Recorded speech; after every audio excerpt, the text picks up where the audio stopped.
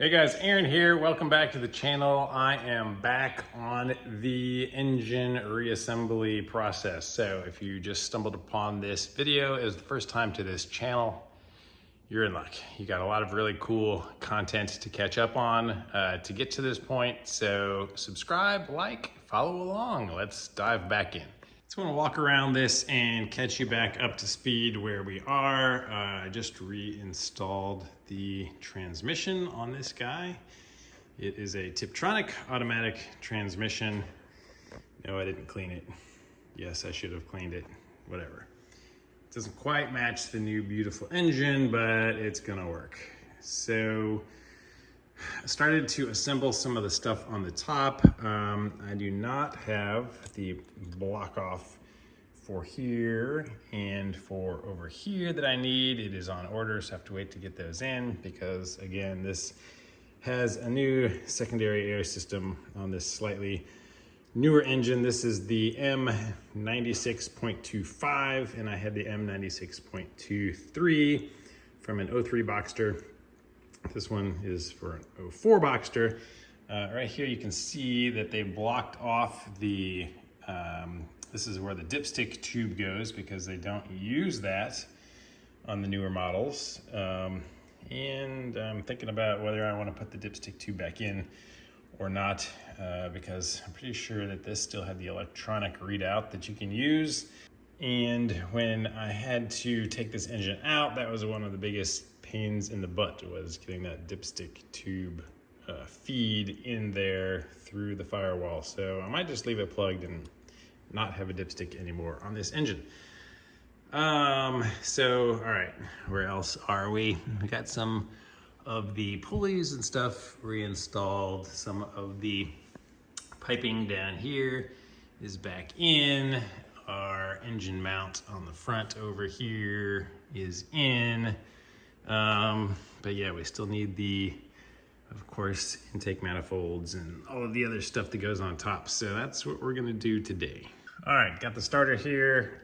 Got this negative terminal here where it came off of, still attached to my bolt here. Gonna go ahead and reinstall our starter. Took me friggin' forever to find the torque specs. So the big bolts are gonna be 45 Newton meters and the electrical terminals at the end, in case you care, are right here. All right, so just gonna get this guy into place. All right, I got them started by hand and there we go. Just fully seat it all the way. And these are 15 millimeter bolts.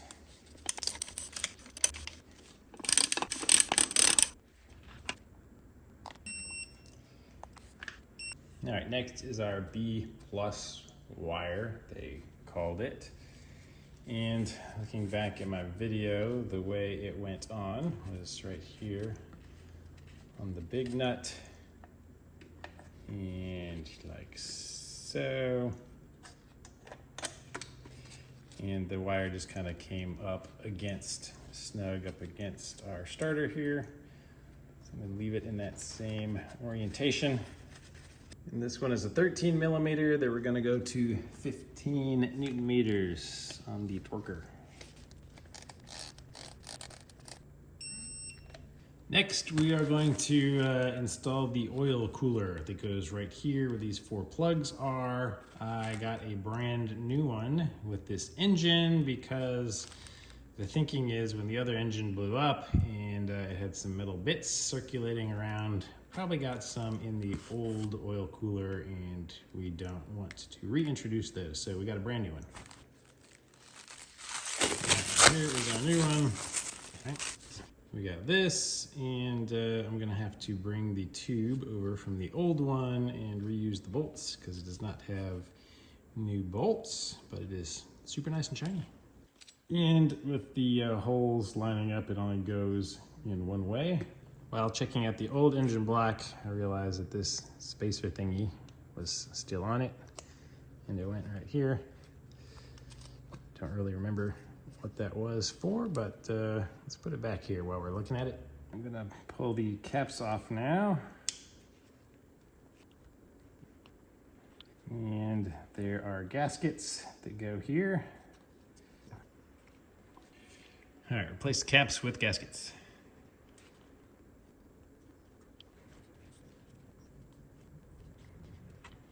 It's weird, the gaskets look off because that hole is not drilled in the center there on either one of those. So, interesting observation.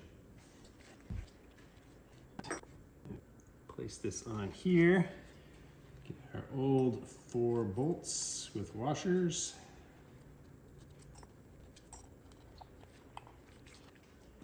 And these are just 5mm hex.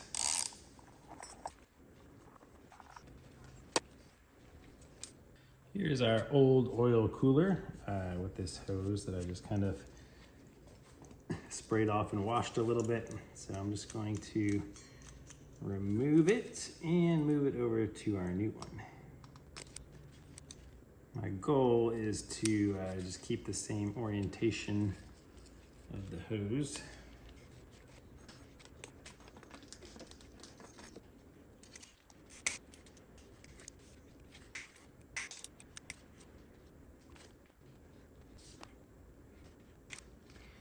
All right, it was headed in that general direction before, so that looks good.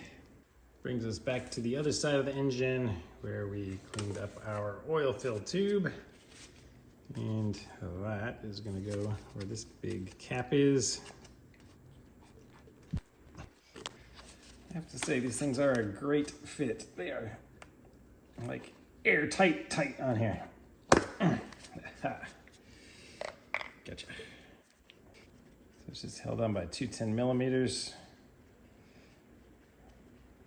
And I preserved one of them right there. Gently work this gasket back in there.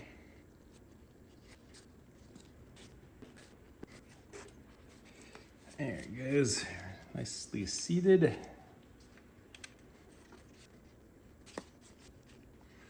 And I really do like the way that I've left the bolts screwed into where they go, because the other one over there is in the old engine block, right where it should be. So I don't have to worry about which bolt is where. I just repoed it and we'll put it back in. All right, next in the same area, we have our 2 10mm bolts saved right here. And we'll just reattach our B terminal here.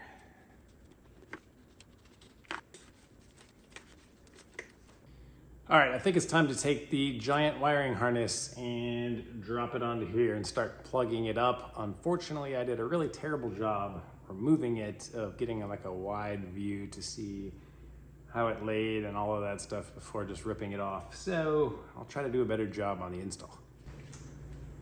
All right, I have this beast. Whoa, it's pretty heavy. So I know that this part goes into the interior, or into the trunk of the car, rather. And so the trunk is gonna be back over here on this side. So I'm gonna guess this sticks out the transmission side. And this comes over the top, like so somehow. So where it all goes, I have no idea. So these obviously go to the plugs. And I think that this part was probably hooked under here.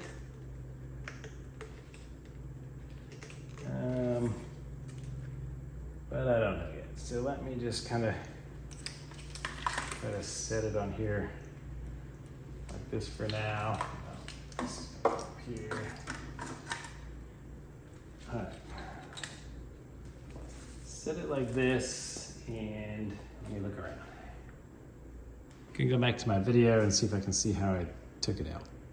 Okay, so this part of the loom does get tucked under here, right about that area on it. So That's one way to start. And then I know that this connection is gonna go right here because it's nice and lined up. It's very confusing to figure out which way this is supposed to go on. Because it could go this way or this way.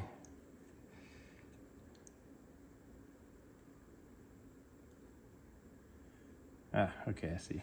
So there's a single groove on the edge that goes with that notch. So it goes this way. There we go. And might as well plug this connector in because it obviously goes right here.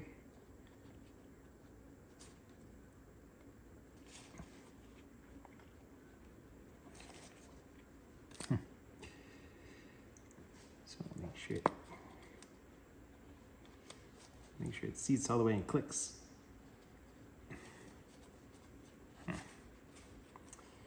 It is not clicking.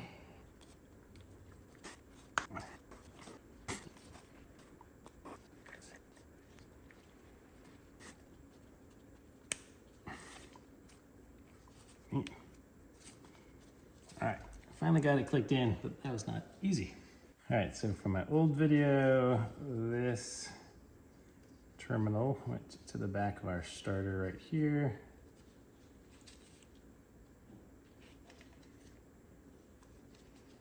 And I remember that little piece hooks under there. And this wire did run over our oil cooler line from before. This is our 10 millimeter that I think was 6.5 Newton meters. All right, we have the same type connector right here that we had on the other side with the orange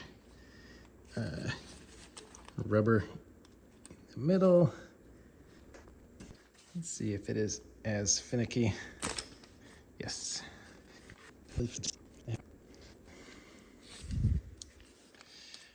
Don't want to break anything, but I also do not want it to come undone.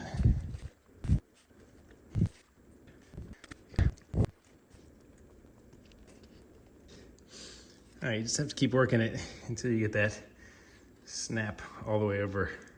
Yeah, I feel like this big part of the wiring harness probably went in here.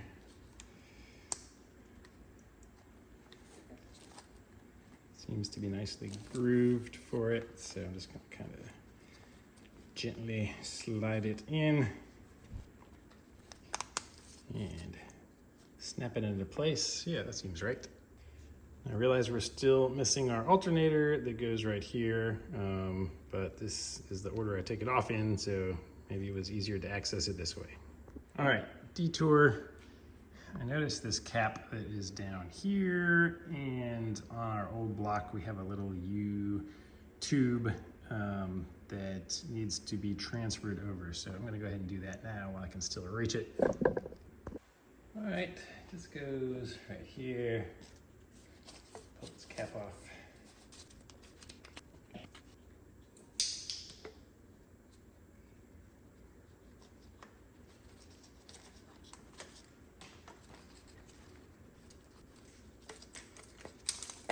All right, installed. Let's put the cap on here so no dirt gets in. And that's how it looks. Just sticks straight up at you at 90 degrees. All right, I think I'm gonna try to introduce the alternator back in here now. Just drop that bolt in the rail over here while it's loosened a little. I should be able to wedge it in there. Yeah, there we go. It's rocked into the groove. I'll take this bolt out of the bottom. Drop that into the hole. All right, once it's lined up properly, you'll be able to screw this in. It's a 15 millimeter.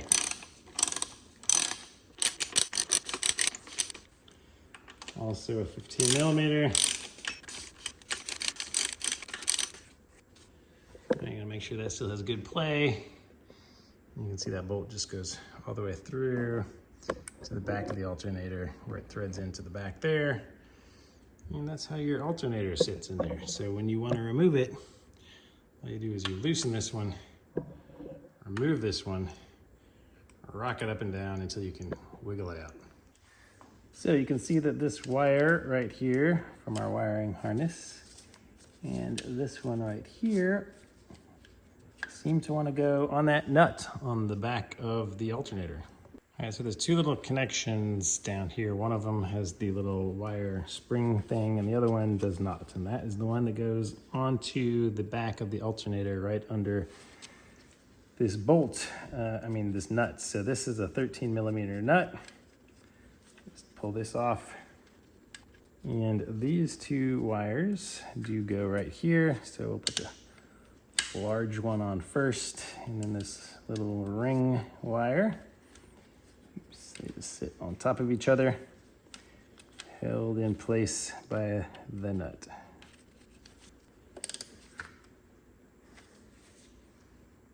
So this connection down here goes to the part we're deleting. So we got to figure out what to do about that.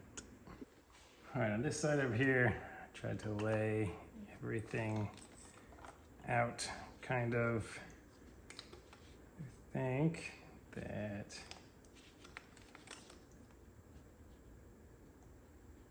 these parts, I know that this part goes under here. And it is grounded to the head. I pulled this bolt out of our old head that I had left in place. So just attach that 10 millimeter. All right, and for precision, this was angled straight up, and this one was tucked behind it. And while we're down here, it looks like this must go here.